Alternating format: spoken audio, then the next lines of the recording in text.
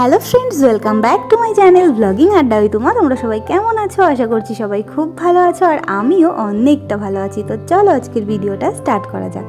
আজকে হচ্ছে 2 অগস্ট, শুক্রবার, আর এখন বাজে ভোর 2টো।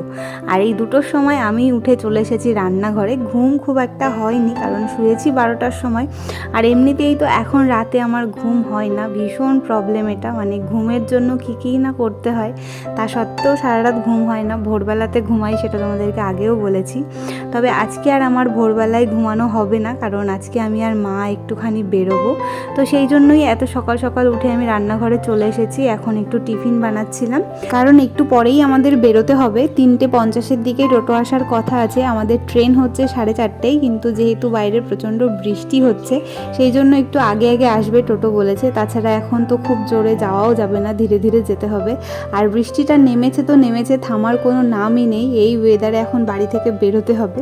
তো যাই হোক, ওদিকে আমি একটু আলু ভেজে নিয়েছি, ডিম সেদ্ধ করে নিয়েছি, আর এখন ঝটপট করে একটু রুটি বানিয়ে নিচ্ছি।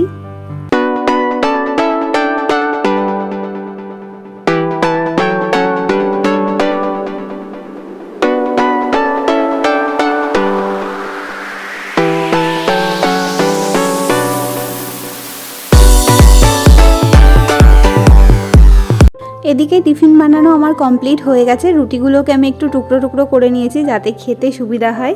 আর সেই সাথে আলু ভাজা, ডিম সেদ্ধ দিয়ে প্যাক করে নিয়েছি। আর এখন আমি আর মা দুজনে মিলে রেডিও হয়ে গেছি, টোটোর জন্য ওয়েট করছি। এখন বেজে গেছে 3:30, আর আমি আর মা দুজনেই রেডি হয়ে গেছি। তো টোটোর জন্য ওয়েট করছি, টোটো আসুক দেখি। আর বাইরে এখনও টিপটিপ করে বৃষ্টি পড়েই যাচ্ছে। সারা রাত একটু বৃষ্টি কমেনি, কালকে সারা দিন চলেছে, সারা রাত চলেছে, এখনও বৃষ্টি পড়ছে। এই ওয়েদারে তো বাড়ি থেকে বেরোতে ইচ্ছে করে না, কিন্তু আমাদের কিছু করার নেই, যেতেই হবে। তো কি যে করবো, কি হবে কি না হবে জানি না। চলো ভিডিওটা দেখতে থাকো। রেডি হয়ে গেছি, টোটো আসলে বেরোচ্ছি। বাড়ি থেকে এখন চলে এসেছি আমরা স্টেশনে। আর স্টেশনে এসে দেখছি অন্ধকার, কারণ এখানে কারেন্ট নেই, যেহেতু প্রচুর বৃষ্টি হচ্ছে। তো একটা ট্রেন ওদিকে ঢুকে গেছে, দাঁড়িয়ে আছে। আমাদের ট্রেনটা একটু লেট করলো। তো এই যে আমাদের ট্রেনও এখন ফাইনালি চলে এসেছে। আর অন্য দিন এই সময় ফার্স্ট ট্রেনে কত ভিড় থাকে, তবে আজকে একদমই ভিড় ছিল না। শুধুমাত্র যারা আর কি রোজ ফুল বিক্রি করতে যায় তারাই যাচ্ছিল। আর এই বৃষ্টির মধ্যে কেই বা বেরোতে চায় বলো?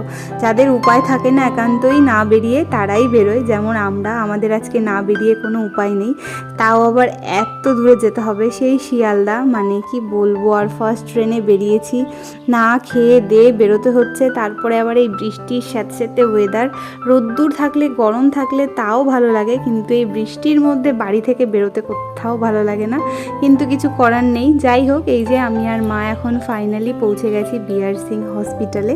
তবে আমরা একটু আগেই চলে এসেছি, এখনও কাউন্টারগুলো খোলেনি। ভেতরে এসে দেখলাম, কিন্তু না খুললেও কিছু করার নেই। এর থেকে পরের ট্রেনে যদি আসতাম তাহলে আবার আমাদের লেট হয়ে যেত।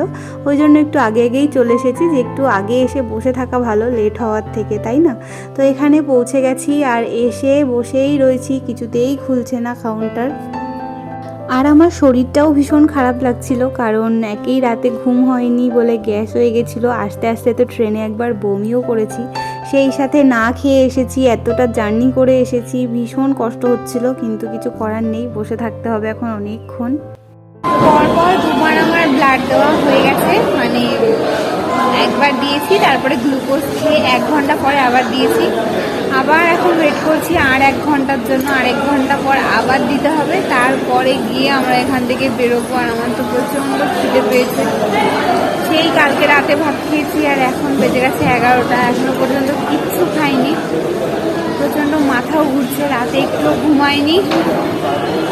সকালবেলা এতটা জার্নি করে এসছি, না খেয়ে খুব কষ্ট হচ্ছে, কিন্তু কিছু করার নেই। জানি না আমার কথা শুনতে পাচ্ছ কি না। তো আমি বসে আছি, মা গেছে একটু বাইরে। চলো ভিডিওটা দেখতে থাকো, আর দেখি কখন শেষ হয় ব্লাড দেওয়া। ফাইনালি সমস্ত রিপোর্ট করানো কমপ্লিট হলো। এখন বেরোচ্ছি, তাড়াতাড়ি করে যাবো স্টেশনে, কারণ ট্রেনের টাইম হয়ে গেছে। এই ট্রেনটা মিস করলে আর সেই আবার 1 ঘন্টা বসে থাকতে হবে, ওদিকে রান্নাঘাটে গিয়েও বসতে হবে। তো চলো যাই আগে, তারপর আবার দেখাচ্ছি।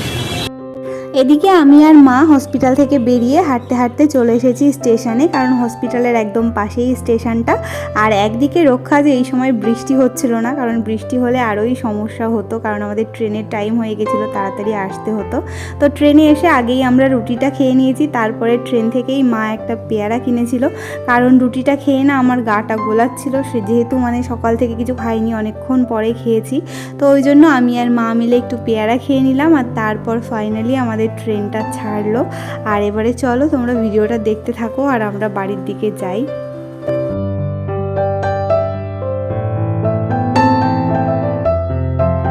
ট্রেনে উঠে তো পড়েছি, ট্রেন ছেড়েও দিয়েছে তোমাদের বললাম। আর ট্রেনের মধ্যে এই যে এই কাকুটা অনেক কিছু নিয়ে এসেছিলো, আর এখান থেকেই আমি সুন্দর কিউট কিউট দুটো চাবি রিং কিনে নিয়েছি। একটা হচ্ছে বাবার জন্য, একটা আমার জন্য, কারণ আমার স্কুটির চাবি রিংটা ছিঁড়ে গেছে আর বাবারও বাইকের চাবি রিংটা হারিয়ে গেছে, ওই জন্য দুটো চাবি রিং নিয়ে নিলাম। তবে শরীর একদমই সাথ দিচ্ছিল না, আমারও ভীষণ কষ্ট হচ্ছিল, সেই সাথে মায়েরও খুব কষ্ট হয়ে গেছিলো, কারণ কাল রাতে মায়েরও ঘুম হয়নি, আমারও ঘুম হয়নি, দুজনেই জার্নি করেছি। আর মাও আমার সাথে সাথে না খেয়েই ছিল, মাকে বলেছিলাম খেয়ে নিতে, তবে মা তো আমাকে রেখে আর খেতে পারেনি। যাই হোক, এখন ফাইনালি আমরা চলে এসেছি আমাদের মাঝের গ্রাম স্টেশনে।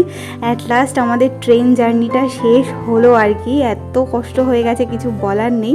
তো ট্রেন থেকে নেমে এখন আমরা যাচ্ছি টোটো ধরতে। আর চলো এবারে যাই, টোটোতে উঠি, আর আগে বাড়িতে যাই, তোমরা ভিডিওটা দেখতে থাকো। তো সেই দুপুরবেলা বাড়িতে এসছি আর কি, তারপরে আর আমি কোনো ভিডিওই করিনি, কারণ আমার শরীরটা আর দিচ্ছিল না।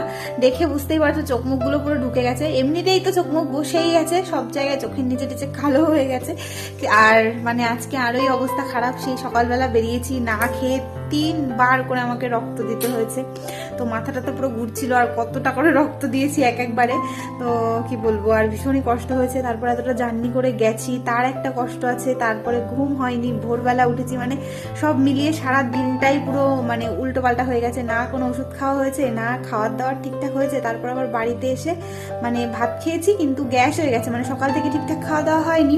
তো যেটুকু টিফিন নিয়ে গেছিলাম ওইটা খেয়েছিলাম, তারপরেও মানে সেই খেয়েছি মনে হয় 12:30টার দিকে, সকাল থেকে একদমই না খাওয়া, তো ওই জন্য গ্যাস হয়ে গেছে। আর বাড়িতে এসে ভাত খাওয়ার পরেই আমি বমি করে দিয়েছি, তো ওই জন্য আরোই টায়ার্ড হয়ে গেছি, কি বলবো, মানে একদমই ভালো লাগছিল না। এতক্ষণ শুয়েছিলাম, রিমা ইপসিতা মাথা টিপে দিয়েছে, পা টিপে দিয়েছে, তো এতক্ষণ রেস্ট নিয়েছি। এখনও যে আমার খুব ভালো লাগছে সেটা নয়, এখনও শরীরটা পুরো টায়ার্ড হয়ে আছে, ভালোই লাগছে না, কিন্তু তাও ভিডিওটা স্টার্ট করলাম, কারণ যেহেতু সকাল থেকে শুরু করেছি এখন তো শেষ করতে হবে। তো এখন আগে বিছানা চাদরটা চেঞ্জ করব, কারণ 2 দিন আগেই চেঞ্জ করেছি, তবুও মানে বাইরে বৃষ্টি হচ্ছে, তো আর বাইরে বৃষ্টি হলে না কেমন যেন সেই বিছানা, তারপর জামা কাপড়গুলো ভেজা ভেজা মতো মনে হয়, আর আমার ওরকম বিছানায় ঘুমাতে একদম ভালো লাগে না। বিছানাটা তো সবসময় টান টান না থাকলে বা পরিষ্কার না থাকলে আমার একদমই ভালো লাগে না, তো ওই জন্য 2 দিন আগে চেঞ্জ করেছি, তাও কিছু করার নেই। আর এখন এই বৃষ্টির মধ্যে ওগুলো কাচতেও পারবো না, তা সত্ত্বেও চেঞ্জ করে নেবো। তো চলো আগে বেড কভারটা চেঞ্জ করে নিই, তারপরে তোমাদের সাথে আবার দেখা হচ্ছে, আর তারপরে গিয়ে দেখি রান্নাঘরে কি রান্না বান্না হয়েছে, সাথে তোমাদেরকেও দেখাবো। তো চলো ভিডিওটা দেখে। আর এই যে দুজনে বসে আছে, কিছু বল। হ্যাঁ, বৃষ্টিতে কেমন আছে তোমরা? আমার তো একটু ভালো লাগে না এরকম ওয়েদার, বৃষ্টি হবে রোদ বেরোবে তাহলে ঠিক আছে।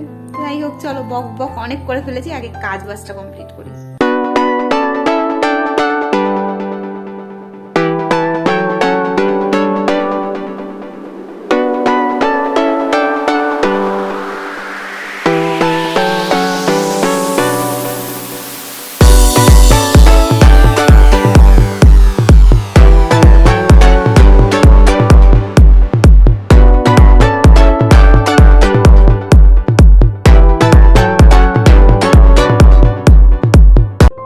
এদিকে রান্না করেছে চিকেন, আর তার সাথে বেশি কিছু করেনি, কারণ মায়েরও তো বললাম সারাদিন ভীষণ কষ্ট হয়ে গেছে, তো মাকে বললাম শুধু চিকেনই করতে।